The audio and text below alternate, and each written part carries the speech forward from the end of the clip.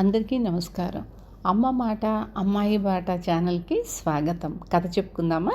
బేతాళ కథలు. ధర్మపరుడు. పట్టుదల వదలని విక్రమార్కుడు చెట్టు వద్దకు తిరిగి వెళ్ళి చెట్టుపై నుంచి శవాన్ని దించి భుజాన వేసుకొని ఎప్పటిలాగే మౌనంగా శ్మశానం కేసి నడవసాగాడు. అప్పుడు శవంలోని బేతాళుడు, రాజా, నువ్వు చేస్తున్న ఈ పని ధర్మమా అధర్మమా అని విచారించటం నిరుపయోగం. నీ కృషి విజయవంతమవుతుందా కాదా అన్నదే ముఖ్యం. సింహపురి రాజైన నరసింహవర్మ అంతటి ధర్మపరుడు విజయం కోసం ఘోరమైన అధర్మానికి ఒడిగట్టాడు.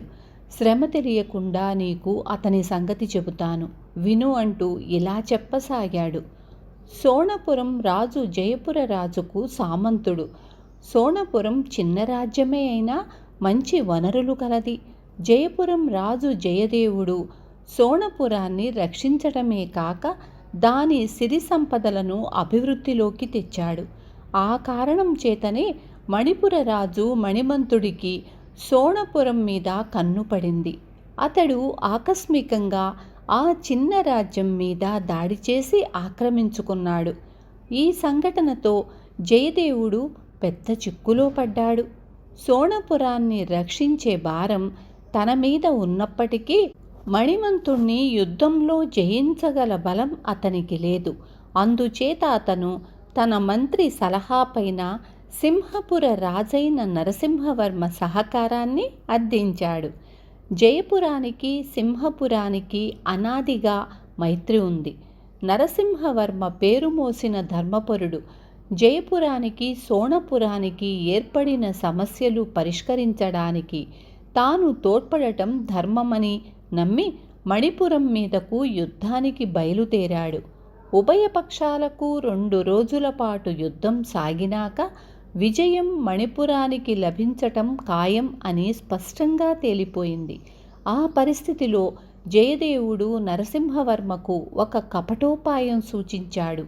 నరసింహవర్మ దాన్ని అమలు చేయటానికి సమ్మతించి మర్నాడు మణిపుర రాజుతో ఏకపక్ష సంధి చేసుకొని రణరంగం నుంచి తన బలాలను ఉపసంహరించాడు.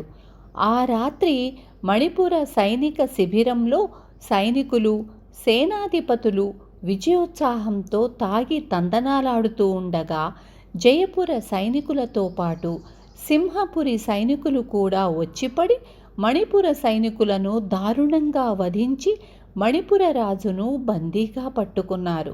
సోణపురం తిరిగి విముక్తి పొందింది. జయపుర రాజు కృతజ్ఞతలు అందుకొని నరసింహవర్మ తన సేనలతో సహా తన దేశానికి తిరిగి వెళ్ళిపోయాడు. బేతాళుడు ఈ కథ చెప్పి, రాజా, నరసింహవర్మ ఏమన్న ధర్మపరుడు అయినవాడు జయదేవుడు సూచించిన దుర్మార్గానికి ఒప్పుకుంటాడా? అలా చేసి అతను తనకు గల కీర్తిని ఎందుకు బుగ్గిపాలు చేసుకున్నాడు? మణిపంతుడి లాంటి బలవంతుణ్ణి నిర్వీర్యుణ్ణి చెయ్యాలన్న ఉద్దేశ్యంతోనా? ఈ సందేహానికి సమాధానం తెలిసి కూడా చెప్పకపోయావో నీ తల పగిలిపోతుంది అన్నాడు. దానికి విక్రమార్కుడు, నరసింహవర్మ జయదేవుడి పథకాన్ని అమలు చేసి ధర్మం తప్పాడనడానికి వీల్లేదు. ధర్మ నిర్ణయం పరిస్థితులకు అనుగుణంగా జరగాలి. సోణపురాన్ని శత్రువుల నుంచి కాపాడటం జయదేవుడి ధర్మం. ఆ పని చేసే శక్తి జయదేవుడికి చాలినంత లేని కారణం చేత అతను నరసింహవర్మ సహాయం అర్థించాడు. అతనికి సహాయం చెయ్యటం తన ధర్మంగా నరసింహవర్మ భావించాడు. అది ధర్మయుద్ధంతో సాధ్యం కానప్పుడు అధర్మయుద్ధం అవసరమయ్యింది. నరసింహవర్మ జయదేవుడి ఎత్తుగడను నిరాకరించి యుద్ధం మాని వెళ్ళిపోయి ఉంటే అతను మణిపుర రాజు పట్ల ధర్మంగా ప్రవర్తించినవాడు అనిపించుకునేవాడేమో. కానీ జయదేవుడి పట్ల అధర్మంగా ప్రవర్తించిన వాడే అయ్యేవాడు. నిజానికి నరసింహవర్మ పూనుకున్నది జయదేవుడి పట్ల తన ధర్మం నిర్వర్తించటానికి కదా. అదే అతను చేశాడు. ఆ మాటకు వస్తే యుద్ధం చెయ్యటమే అధర్మం అనవచ్చు. సామంతో పని జరగకపోతే దండం అవలంబించినట్లే ధర్మయుద్ధంతో ధర్మ నిర్వహణ సాధ్యం కాకపోతే ఆ పనిని అధర్మయుద్ధంతో నిర్వహించటం తప్పు కాదు అన్నాడు.